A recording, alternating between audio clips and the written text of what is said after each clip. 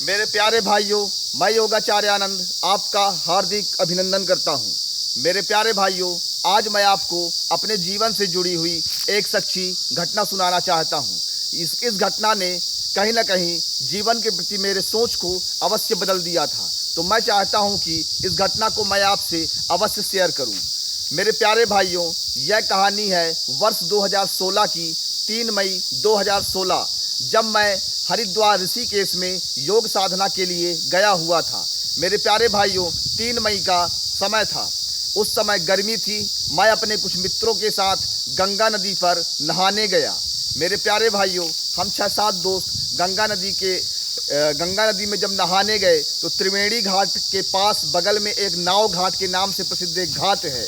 उस घाट में जब हम नहाने गए तो सभी हम नहा रहे थे, तो मैंने गंगा जी को देखा तो मुझे ऐसा लगा, मेरे अंदर एक अहंकार आ गया कि शायद मैं तैर कर गंगा जी को पार कर दूंगा। तो मेरे प्यारे भाइयों, मैं गांव का लड़का था, तैरने में काफ़ी कुशल था, तो मुझे लगा कि मैं गंगा नदी को तैर कर पार कर दूंगा। मैंने जाकर उसकी बहाव का मुआयना किया तो गंगा नदी का बहाव मुझे थोड़ा सा धीमा प्रतीत हुआ। तो मुझे लगा कि शुरू से लेकर लास्ट तक पूरा बहाव ऐसा ही होगा। तो मैं इसी आशा और विश्वास के साथ मन में संकल्प किया कि आज मैं गंगा नदी को पार करूंगा और अपने दोस्तों के बीच कहीं ना कहीं एक हीरो जैसा एक व्यक्तित्व बनाऊंगा कि मैंने गंगा जी को पार किया है, और ये मेरे जीवन का एक इतिहास जैसा भी हो जाएगा।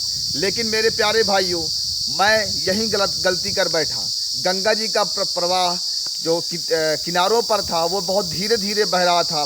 तो मैंने धीरे धीरे तैरना शुरू किया। मैंने खूब तेज़ी से तैरना जब प्रारंभ किया और धीरे धीरे जब मैं तैरते तैरते थोड़ा बीच में गया तो वहाँ अचानक से मुझे गंगा नदी की धारा बहुत तेज़ महसूस हुई। मेरे प्यारे भाइयों, एक पल के लिए मेरा मन डर गया कि ये क्या हो रहा है, लेकिन फिर भी आशा और विश्वास रखते हुए कि मैं इस नदी को अवश्य पार करके रहूँगा, मैंने और जोर लगाई। जोर लगाते लगाते लगभग 80% मैंने गंगा नदी को पार कर दिया था, जिसकी दूरी कम से कम 300 मीटर की रही होगी। तो उस दौरान मैं थक भी गया था, क्योंकि ऋषिकेश एक पहाड़ी एरिया है, हिमालय से लगा हुआ है, इसलिए वहाँ का पानी ठंडा है और बहाव तेज है। तो मैं थक भी गया था। लेकिन अब गंगा नदी में जो बहाव था और उसकी जो भंवरें थी वो बहुत ज़्यादा बढ़ गई, और मैं उन बहाव के साथ मैं बह निकला। और मुझे कुछ याद नहीं है भाइयों, मैं गंगा नदी में बहाव के साथ बहता चला जा रहा था। करीब मैं 1 किलोमीटर तक बह गया था। मैं बहुत ज़्यादा डर गया था।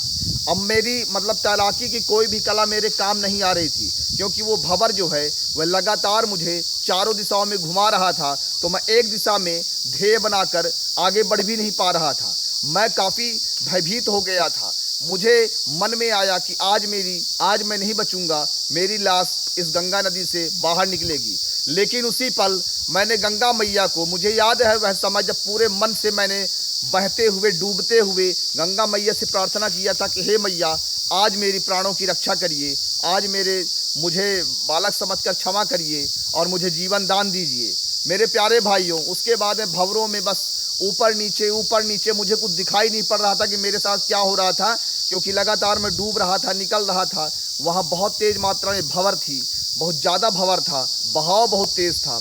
लेकिन अचानक से मुझे एहसास हुआ कि मैं एक तट में करीब 10 मीटर की दूरी तक पहुंच आया हूं। फिर से मेरा आत्मविश्वास बढ़ा और मैं धीरे से जाकर उसके किनारे को पा गया। लेकिन मेरे प्यारे भाइयों, एक बात मेरी समझ में नहीं आया कि जब मैं डूब रहा था उस समय गंगा जी के एकदम बीचों बीच था, भंवर में था, फिर अचानक से मैं कैसे किनारे के पास आ गया था। तो बाद में मुझे एहसास हुआ कि एक बहुत बड़ी जल की धारा मुझे बहाकर किनारे तक पहुंचा गई थी। यह बात बिल्कुल सच कह रहा हूं मेरे प्यारे भाइयों। इसके गवाह मेरे ऋषिकेश के कुछ योग साधक भाई हैं, तो उन्होंने सभी इस दृश्य को देखा था। तो मैं आपको बताना चाहता हूं कि गंगा नदी की एक बहुत बड़ी धारा ने मुझे बीच नदी से उठाकर किनारे तक पहुंचाया था। बहुत ज़्यादा मैं उस चीज़ से थक गया था, बहुत ज़्यादा डर गया था। बाद में मुझे पुलिस ने भी अरेस्ट कर लिया, क्योंकि गंगा नदी पार करना गैर कानूनी है, वहाँ इसमें जान माल का जोखिम हो सकता है। तो पुलिस अरेस्ट करके मुझे पूछताछ किया, लेकिन बाद में उन्होंने मुझे छोड़ दिया और कहा कि तुम इसमें अभी पहले हो जो बहने के बाद जीवन वापस आए हो। मेरे प्यारे भाइयों, उस दिन के बाद से जीवन के प्रति मेरा नज़र बदल गया। मैं जीवन की कीमत को समझने लग गया। इसलिए हमें कभी अहंकार नहीं करना चाहिए। अपनी क्षमताओं को प्रकृति की क्षमता से ज़्यादा नहीं मानना चाहिए। हम सब प्रकृति और ईश्वर के अधीन हैं। वह जब चाहे, हमें जैसा चाहे वैसा हमारे साथ कर सकती है। इसलिए हमेशा हमें करबद्ध होकर ईश्वर को प्रणाम करना चाहिए। मेरे प्यारे भाइयों, इसी के साथ मैं योगाचार्य आनंद आपसे लेता हूँ इजाज़त। जय हिंद, जय भारत।